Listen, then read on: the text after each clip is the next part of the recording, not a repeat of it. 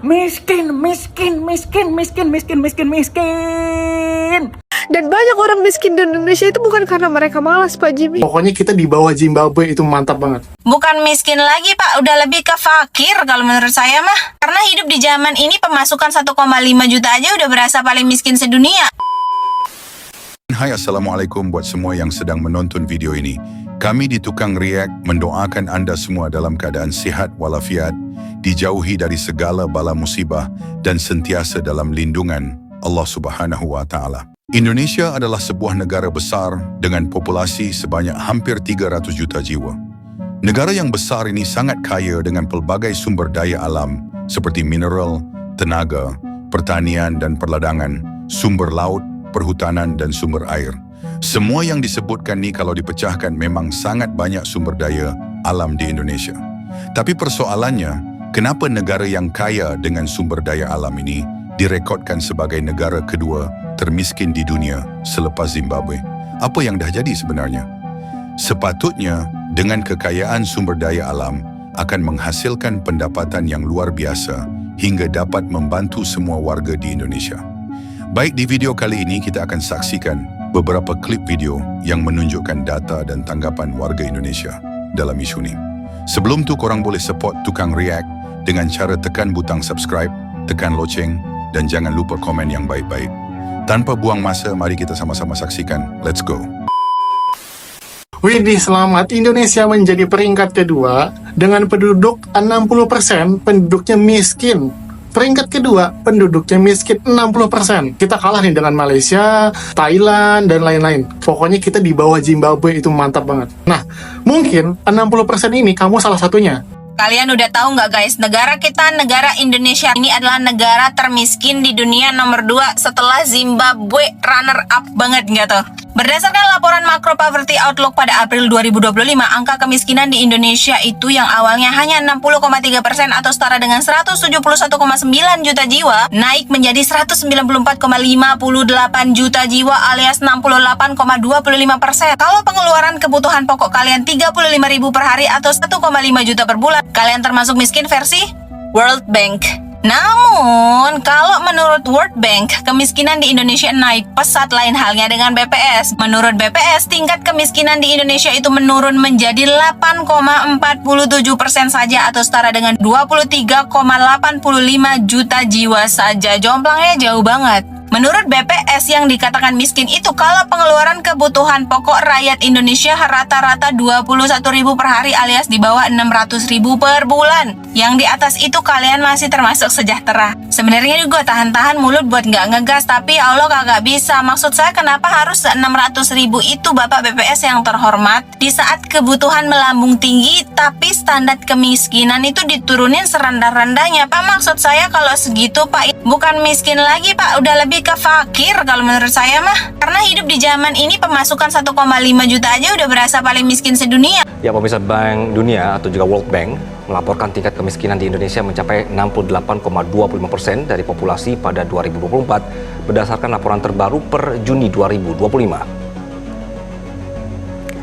Angka ini setara 194,58 juta jiwa penduduk miskin dari total populasi 285,1 juta pada 2024. Angka itu mengalami peningkatan dibanding tingkat kemiskinan 2024 yang tercantum berdasarkan laporan Macro Poverty Outlook April 2025, yakni hanya 60,3% atau 171,9 juta penduduk miskin.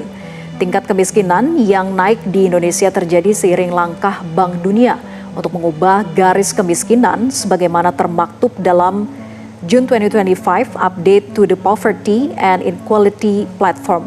Dan dalam hal ini, Bank Dunia resmi mengadopsi perhitungan paritas daya beli atau Purchasing Power Parity dan PPP 2021 untuk menghitung tingkat kemiskinan yang diterbitkan oleh International Comparison Program pada Mei 2024. Perhitungan itu berubah dibandingkan dengan standar PPP 2017 yang digunakan Bank Dunia pada laporan April 2025. PPP merupakan ukuran relatif mata uang yang membandingkan harga pembelian sejumlah barang dan jasa tetap di berbagai negara. Kepala Badan Statistik Ibu Amalia mengatakan jumlah penduduk miskin di Indonesia menurun menjadi 23,36 juta atau 8,25% dari total jumlah penduduk di Indonesia per September 2025. Angka tersebut terus turun sebesar 490.000 orang dibandingkan Maret tahun 2025. Ini data dari mana, Bu? Ini beneran data hasil survei atau memang data tebak-tebakan atau hanya untuk menyenangkan hati Paduka? Realitanya kan tidak seperti itu, Bu. Yang disurvei ini siapa? Apakah yang disurvei itu orang kaya, para pejabat, atau orang miskin? BPS menjelaskan penduduk yang dikategorikan miskin apabila tingkat pengeluarannya berada di bawah garis kemiskinan. Garis kemiskinan per September 2025 itu 640.000 per bulan. Jadi kalau kalian pengeluarannya 700.000 per bulan, berarti kalian masih kategori orang mampu alias orang kaya. Kalau tahun 1990 bisalah pengeluaran 600 sampai 700.000 per bulan. Tapi sekarang udah tahun 2026. Kalau harga pengeluaran 700.000 itu paling bisanya hanya untuk 1 minggu, Bu. Jadi orang-orang BPS ini pinter banget buat data agar orang-orang miskin di Indonesia makin turun, maka dia rubah, menurunkan kategori miskinnya. Jadi kalian jika pendapatannya Rp640.000 per bulan, maka kalian masih kategori orang yang mampu, bukan orang yang miskin. Ya emang betul, jumlah penduduk miskin di Indonesia makin turun ke anak cucu. Ya semoga kita semua jadi orang kaya, ya minimal kaya hati. Ya, salam akal sehat. Indonesia, negara kedua penduduk miskin terbanyak di dunia. Ini menarik nih. Kalau kita lihat di sini, juara satunya Zimbabwe. Top global penduduk miskin terbanyak di dunia dia. Kita juara 2. Ini sumbernya dari Warta Ekonomi dan mereka dapat datanya dari World Bank. Semua bisa kamu cek di sini. Nah, netizen langsung komen. Zimbabwe, tunggu ya, jangan senang dulu. Kita Indonesia bakal juara 1. Soal menang kita kalah, tapi kalau soal kalah kita menang. Tidak hanya kita mendunia, gas rebut posisi 1. Netizen kalau ngelawak emang ngeri-ngeri sedap ya. Miskin. Bank Dunia mengatakan Indonesia negara termiskin kedua di dunia setelah Zimbabwe.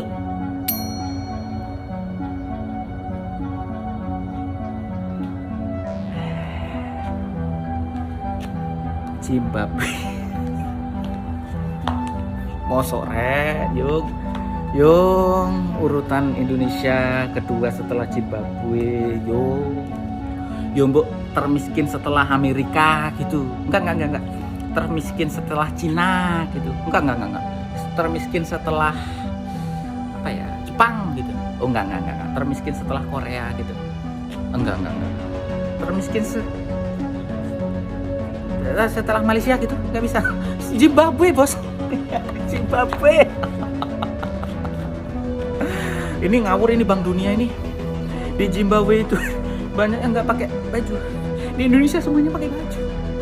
Hah? Oh iya. Oke, memang di Indonesia masyarakatnya pakai baju. Tapi pejabatnya nggak pakai baju. Maksudnya tidak pakai baju rasa malu. Malu melihat rakyatnya susah, melarat. Tidak punya malu, tidak pakai baju kemaluan dalam kejujuran. Kan nggak jujur itu, suka korupsi, makanya nggak malu, nggak pakai baju dia. Rek, awak dewi kalau dipadakno ambek Zimbabwe lho ya apa? Indonesia yo di bawah Zimbabwe. Aduh, momen aku le. Wis komen lah. Ya Allah, astagfirullahaladzim, Bank Dunia ngawur, Bank Dunia iki. Nggak terima, nggak setuju. Kamu tahu nggak bahwa Indonesia itu juara ASEAN? Ini bukti. Pengangguran tertinggi, IQ terendah, internet termahal, BBM terkotor, dan kemiskinan yang nggak pernah turun pangkat. Kalau ini mau disebut sebagai juara, ya juara dalam memproduksi alasan. Karena pemerintah kan bilang bahwa ekonomi itu bertumbuh. Padahal yang bertumbuh itu kan cuma utang dan kesenjangan. Pemerintah bilang bahwa rakyat itu makin sejahtera. Padahal yang semakin sejahtera justru hanya lingkaran kekuasaan aja. Kalau ini yang namanya Indonesia maju, mungkin yang maju itu bukan ke depan, tapi ke jurang. Kasus mega korupsi yang ada di Indonesia. PT Timah di Bangka Belitung dari tahun 2015 sampai 2022, totalnya 271 triliun. Kasus korupsi BLBI, bantuan likuiditas Bank Indonesia, totalnya 148 triliun rupiah. Penyerobotan lahan Indragiri Hulu sebesar 78 triliun. Kasus pengolahan kilang minyak ilegal di Tuban, Jawa Timur, dengan total 35 triliun rupiah. Asabri, Asuransi Angkatan Bersenjata Republik Indonesia, 23 triliun. Kasus asuransi Jiwasraya 16 triliun. Kasus korupsi izin ekspor minyak sawit mentah, 12 triliun rupiah. Kasus pengadaan pesawat PT Garuda Indonesia, 9 triliun. Kasus penyediaan menara BTS 8 triliun. Kasus korupsi Bank Senturi tahun 2008, 6,76 triliun rupiah. Indonesia memang berkali-kali kita itu dibohongin ya, Indonesia negara kaya raya, banyak sumber daya alam. Nggak ada hoax. Kenapa? Negara seperti Arab Saudi, rakyatnya kaya dari sumber daya alam. Iya, dari minyak. Betul. Kontribusi minyak terhadap perekonomian Arab Saudi itu sampai 25%. Jadi sama seperti Iran. Mereka mengandalkan sumber daya alam. Apalagi lu mau bilang Rusia sumber dayanya alamnya banyak. Betul, oil and gas kontribusinya berapa? Sumber daya alam terhadap perekonomian Rusia sampai 18%. Jadi hampir 1/5 perekonomian mereka nyawanya dari sumber daya alam. Nah, Indonesia berkali-kali dibilang kita kaya raya. Ada berlian, permata, minyak, gas, nikel, batu bara, sawit dan lain sebagainya. Tapi lu tau gak faktanya? Jujur-jujuran, Indonesia bukan negara kaya. Faktanya sumber daya alam di Indonesia hanya berkontribusi sekitar 5-6% loh terhadap GDP Indonesia. Karena apa? Indonesia sebetulnya nggak kaya raya. Arab Saudi kaya raya, betul. Memang minyak bumi itu komoditas yang sangat berharga. Ya lu bayangin aja lah, lu ngomong Indonesia kaya raya, banyak batu bara. Iya, berapa sih banyak batu bara kita? Lu hitunglah sebelum dirubah nih RKAB, katakan bikin 600 juta batu bara, 600 juta ton batu bara kita ekspor ke luar negeri. Kalau harga batu bara $100 lah, karena gue baik ya, 600 juta dikali $100 itu cuma 60 miliar dolar penghasilan kita dari batu bara. Duit gede? Enggak. Lu kira 60 miliar dolar gede? Enggak. Lu bandingkan dengan minyak Arab Saudi. Ini bener negara kaya sumber daya alam. Kenapa? Produksi minyak Arab Saudi hari ini itu 10 juta barel per hari, guys. 10 juta barel. Kalau harga minyak $100 aja, berarti mereka dapat duit $1 billion per day. 1 miliar dolar per hari. Kalau lu kali 365 hari, berarti penghasilan mereka itu 3,6 triliun dolar setahun dari minyak doang. 3,6 triliun. Indonesia berapa tadi dari batu bara? Cuman 60 miliar dolar. 60 miliar dolar lu bandingkan dengan 3,6 triliun dolar, udah bumi dan langit. Makanya lu jangan manja jadi orang Indonesia. Banyak yang bilang kita kaya sumber daya alam. Enggak, pakai fakta, pakai data. Udahlah, itu fakta. Jadi kita nggak bisa manja, guys. Buat teman-teman, lu nggak bisa mengandalkan sumber daya alam Indonesia. Memang kita banyak sumber daya alam, banyak, tapi tidak sebanyak itu. Makanya lu jangan manja terbawa doktrin-doktrin palsu. Soalnya Indonesia ini canggih banget, kaya banget alamnya. Inilah 10 kasus korupsi terbesar sepanjang masa di Indonesia. Angka ini menunjukkan kalau koruptor pun percaya akan inflasi. Semakin lama semakin banyak nolnya yang dikorupsi, bener nggak? Dari yang dulu korupsi BLBI tahun 98 138 triliun, itu udah banyak banget. Sekarang ada korupsi Timah, Pertamina, Antam yang pecah rekor hingga kuadriliun. Nggak kaget sih kalau 10-20 tahun lagi korupsi dengan angka kuadriliun itu sudah menjadi hal yang normal, nggak sekaget seperti sekarang. Ini menunjukkan kalau Indonesia tuh beneran kaya sebenarnya. Dikorupsi triliunan, kuadriliunan, tetap bertumbuh ekonominya. Bravo untuk Pak Presiden Prabowo yang membongkar korupsi kuadriliunan ini. Teruskan, Pak. Dan banyak orang miskin di Indonesia itu bukan karena mereka malas, Pak Jimmy. Iya. Tapi karena kemiskinan struktural dari pemerintah, sistem yang curang, politik yang kotor yang bikin dia terpaksa untuk dimiskinkan dengan keadaan. Fantastis, memang Indonesia tuh gudangnya korupsi. Kalian mau nyari korupsi apa aja di Indonesia ada. Korupsi impor, ekspor, bawang, sembako, perabotan rumah, atau korupsi apa aja di Indonesia ada. Nah, baru-baru ini Indonesia ya kan korupsi lagi nih. Pantes ya harga-harga minyak goreng sekarang melonjak tinggi karena korupsinya ini ini dan ini. Totalnya tuh hampir menyentuh 17 triliun. Gila. Bahkan sekarang sudah ketangkap sama Jaksa Agung ya. Uangnya dikembalikan lagi karena ini sudah merugikan negara sebesar itu. Emang sumpah Indonesia tuh gudangnya mafia, gudangnya korupsi, bahkan kalter narkoba pun gak ada apa-apanya sama koruptor di Indonesia. Karena apa? Koruptor di Indonesia tuh pejabat semua isinya, ya kan, dan oknum-oknum institusi. Ditawari 20 miliar, Ketua Pengadilan Negeri Jakarta Selatan malah minta 60 miliar. Kemaruk, serakah, murka, nggak pernah puas. 20 miliar itu udah banyak, Pak. Kenapa masih kurang nambah 60 miliar? Pak Presiden Prabowo, Bapak lihat sendiri kan? Kalau korupsi itu bukan karena gajinya yang kurang. Percuma Bapak menaikkan gaji hakim berapapun jumlahnya. Kalau mentalnya korup, ya korup. Terus kalau hukuman koruptor itu nggak berat, mereka akan tetap korupsi, Pak. Contoh ini kan, ditawari 20 M loh, Pak. Nggak mau, masih kurang, minta 60 M. Coba kalau ditawari 60 M, pasti minta 120 M. Kalau mental korup, ya udah, kurang aja terus. Gimana caranya menghentikan mental korup ini, Pak? Ya udah, Bapak Presiden dan DPR harus membuat undang-undang yang memberikan hukuman berat pada para koruptor. Pertama, dimiskinkan semuanya sekeluarga-keluarganya. Kedua, diberi hukuman seumur hidup atau hukuman metong. Itu adil untuk rakyat.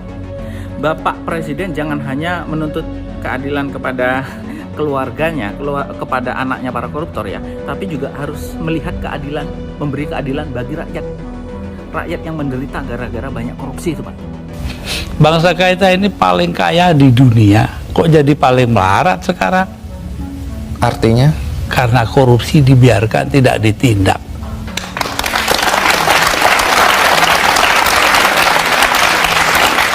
Mestinya marah itu bangsa ini. Tetap saja kebenaran kita pertahankan, tapi sikap kita itu jangan sampai bangsa ini perang saudara. Dan itu pengorbanan Anda? Ya, bagi saya bukan korban, biasa aja. Kalau Departemen Sosial dulu, apa alasan persisnya? Sementara banyak orang terlantar yang harus diayomi oleh departemen itu. Persisnya itu, karena departemen itu yang mestinya mengayomi rakyat, ternyata korupsinya gede-gedean. Sampai hari ini. Jadi, begitulah reaksi warga Indonesia dan punca sebenar Indonesia menjadi negara kedua termiskin di dunia menurut data Bank Dunia.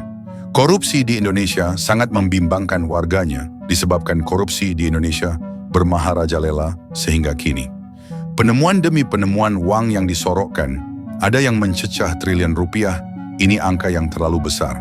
Hasil pendapatan Indonesia kalau dikira sangat besar ini disebabkan populasi rakyat di negara ini terlalu banyak.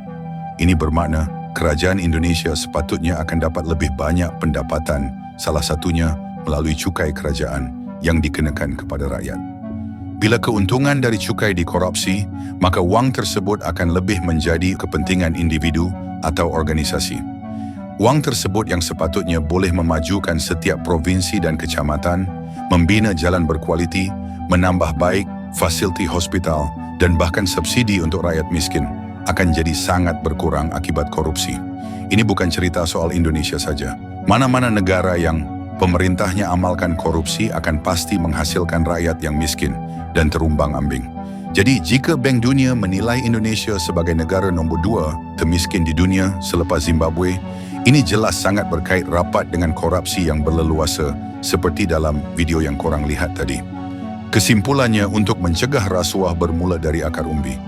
Pemerintah hanya boleh membantras rasuah secara langsung dengan hidup sederhana, telus dan berani mengisytiharkan harta agar menjadi contoh kepada seluruh jentera kerajaan. Undang-undang mesti dikuatkuasakan dengan tegas tanpa pilih kasih, di mana sesiapa sahaja yang terlibat rasuah, termasuk orang politik dan pegawai kanan, disiasat dan dihukum secara adil supaya wujud rasa takut untuk melakukan penyelewengan.